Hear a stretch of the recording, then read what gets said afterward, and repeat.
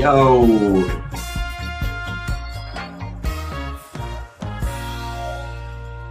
Welcome on, bienvenue. I am really pleased to have in the studio my dear friend David Trinkle Chernick and myself, Gareth Wack of the Many Purple Hats. And today we're talking about a topic which I think will resonate with many. Boss of Chaos. Boss of Chaos. I feel it should go chaos, chaos, chaos, chaos. Yeah. I mean, if you've been anybody who's been watching my writings recently will know that I've been talking quite a bit about chaos, and it's because I've always felt that the profession and the work of selling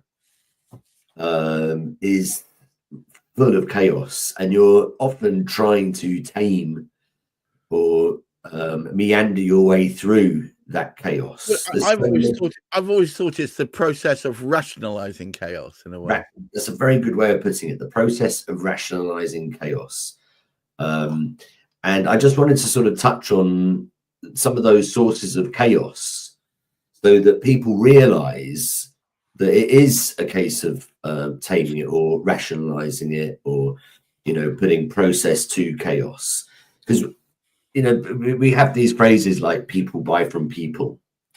And as soon as you introduce people, especially twice in one sentence, people buy from people. There's two of them.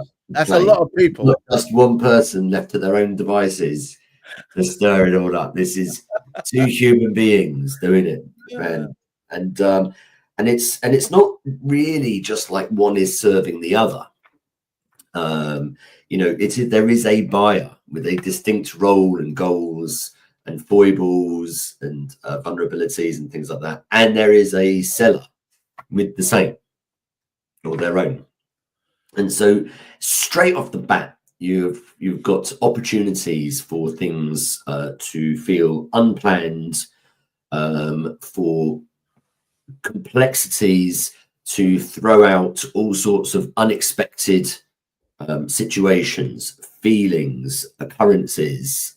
And if you think of just getting to the table, that whole marketing process that happens before, I think that a lot of people envisage that marketing process has been a fairly sort of linear process of somebody getting in their head that they want to buy something, and then they do some research, and then they get in touch with you, and they then get a quote, and then they have some negotiations, and then they buy it. Right. But that's just not how it works, really. No, oh my God! If it worked like that, I think anyone in any place will be able to sell anything to everyone. But people aren't like that, because what you're describing are machines selling to machines. Humans are far more irrational. Yeah, well, look, so we can get onto the machines selling to the machines a bit in a minute, because that might be a tool for avoiding the chaos. However, there are good reasons to be wary of doing it that way. But really, the way that people are buying anything that at some point would require some sort of coaching or interaction with a human is, they might have an inkling of an idea sometime. They might have observed somebody doing something better than them, or they might have experienced the pain and thought, oh, there must be a better way of doing this. And they might have even done a little bit of their own research, or they might have had a conversation with somebody, right? And so they start building up their knowledge about how they could go about resolving that problem. And then they forget about it because other stuff pops up. They've got the day-to-day routine. And then sometime later, another event will happen that will rise that challenge up into their list of priorities for their consideration. They might do a bit more research. They might make some calls. They might send off for some information and educate themselves a bit more. They might even at that point get some quotes. And, a lot of bot sellers will know that they get asked for quotes all the time from people that really are just not in the market or not in the headspace to make a purchase. They're doing that. Purposefully. You should not dismiss those people, because one day they may well buy. That doesn't mean you invest a whole lot of effort into them. You still need to qualify, but they'll do that. And then they'll go off a bit, and really it's sort of a squiggly route. So at some point, maybe them saying to you, right, can I get a quote because I'm looking to buy?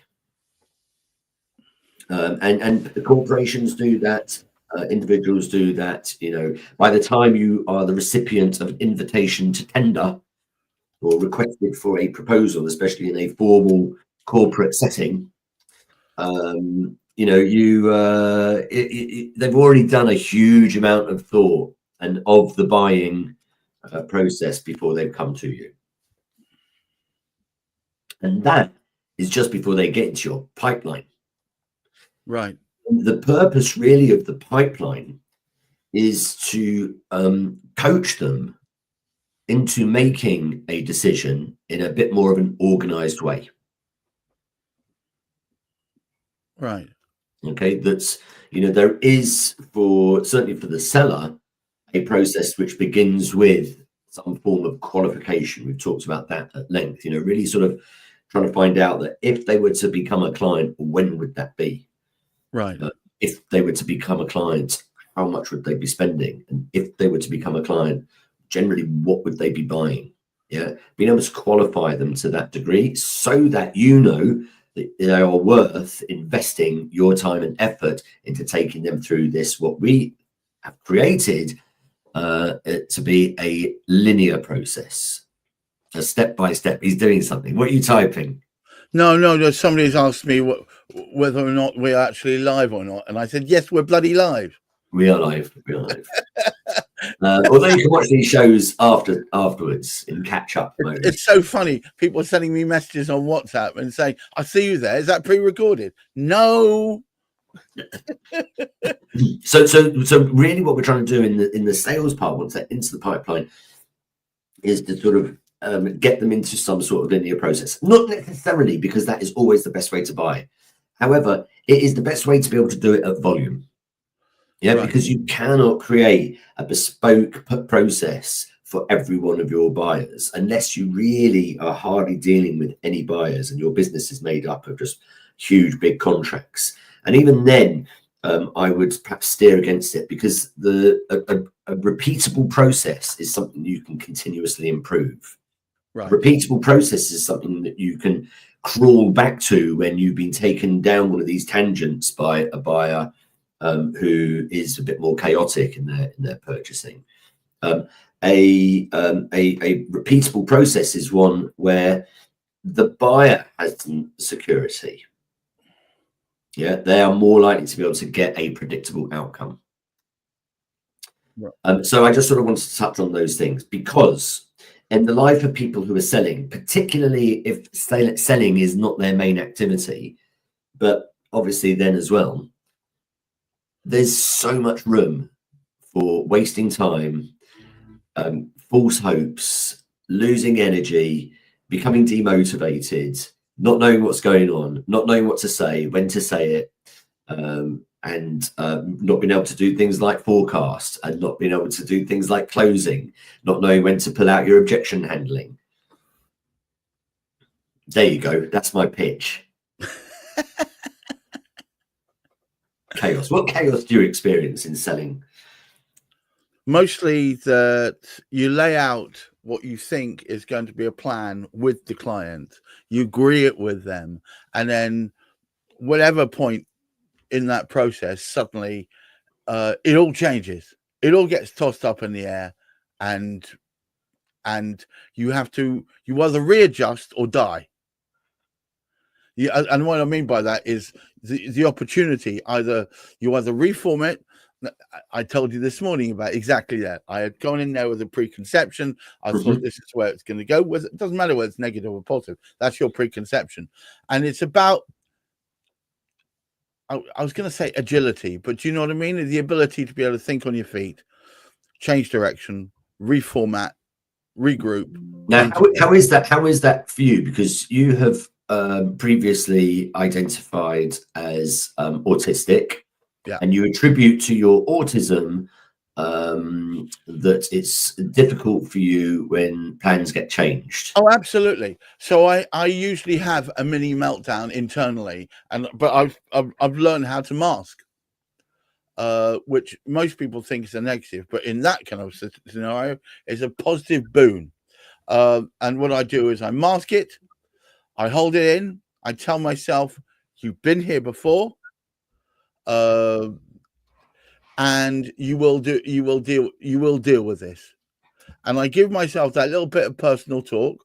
I give myself a breath, and I think, if the client wants to succeed, what is it they need to succeed right now? Not in 10 days' time, not in a week's time, not in a month's time, but right now. And so I then think, what can we achieve for them to make them feel that that can be done? It's not a lie. It's actually a real stuff. And then I say it to them. I say it bluntly. I say, this is where we are. This is what we can do. And in today's game, they went, wow, that's great. When can we sign up to that? Yeah. But it's about not going crazy panic. Now, these sorts of things can often come as a bolt out of the blue, right? So we don't often expect it. I've even during the course of this week, I've had clients who thought they were on the verge of closing a deal. They were speaking very, very regularly to their buyer who had bought stuff from them before. Right. Then it went quiet on the day that they were expecting to get their order, and they phoned, everything all right, didn't answer. It was a bolt out of the blue. It's a chaotic thing. You can rack your brains and your notes to see where could this silent treatment have come from. But there are a million different things that could happen.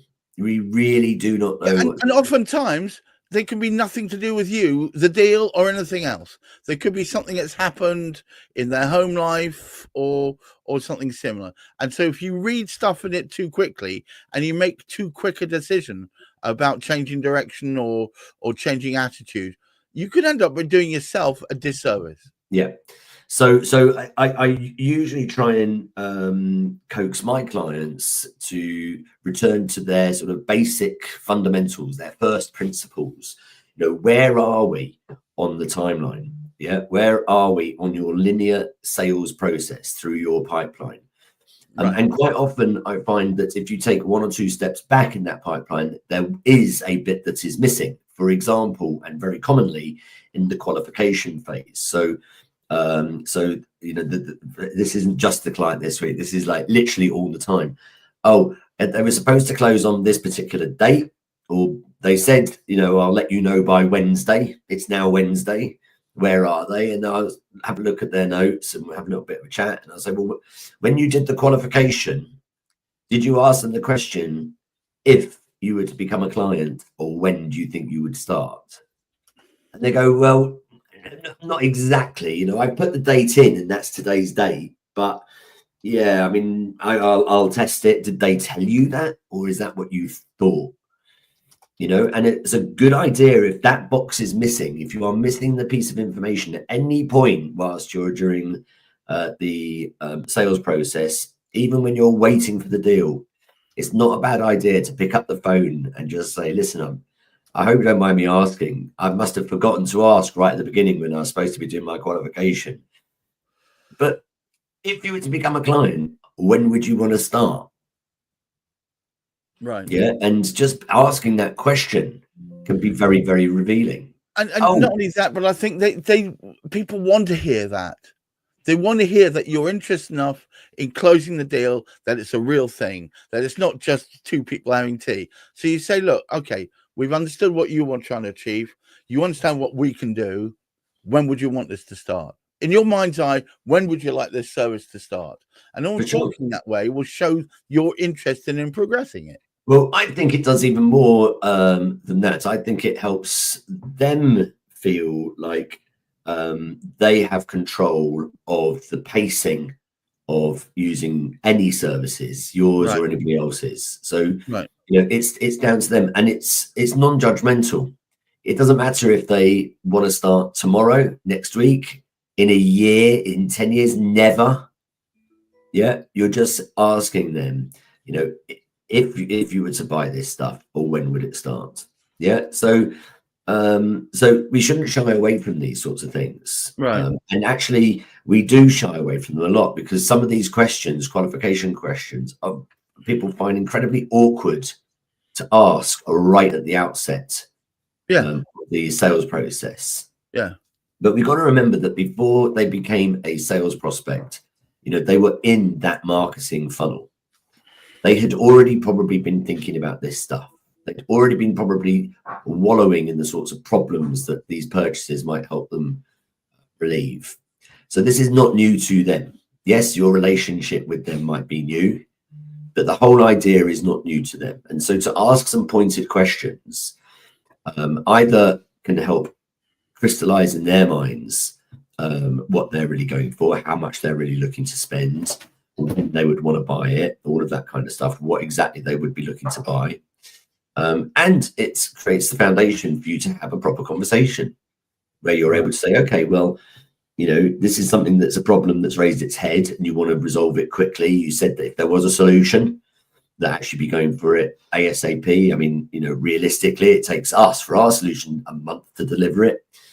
But, now is the right time to just talk about it then. But if you're not in the mood for it now, if it's not until next year, then yeah, let's have a conversation now. I'll take some notes, but let's get into the throes of it at the time when it is more relevant. Or we can get into the throes of a deep conversation about it now and then make sure that we are delivering in a year's time. So right. on that note, I think I want to pull it all together and say we've come to the end of this for the moment. Yeah. And I just want to say David's focus is making sure that he harnesses rationality out of chaos. And one of the many ways he does that of making lists, making sure he writes down everything you say so he can run it back to you so you know exactly what's said, and keeping things on a schedule so that you know what the next bit is. And even though that can go awry, I think, as I said, if you can hold yourself, put it together and say, we can pull this back, present to the client what the next step should be, I would say 9 out of 10 times they'll go with you if you think you're being rational. David, thanks a lot for your uncommon, or is it common wisdom? I'm not quite sure which. Thank you. And thank you for having me, man. I'm very grateful for us having these conversations. No, I love you, man. So look, dude, everyone out there, it's very important that even though your internals might want to go run for the hills, you hold it together, you take a step back, you take a breath and think, what's the client trying to achieve right now? And then give them something to hang on to so they believe that you have their best interests at heart. I think that's a lot to do, because they will try and sidestep you. They will come up with things. They'll throw a spanner in the works. Don't try not to get thrown by that. Try and stop, pull things together and think, what can we do right this second? Not next week, next month, next year. What can we do right this second to bring this back onto the tracks? You got it. All right. Until next time, keep your ground, keep reaching for the stars, and look after that mental health. Bye-bye now.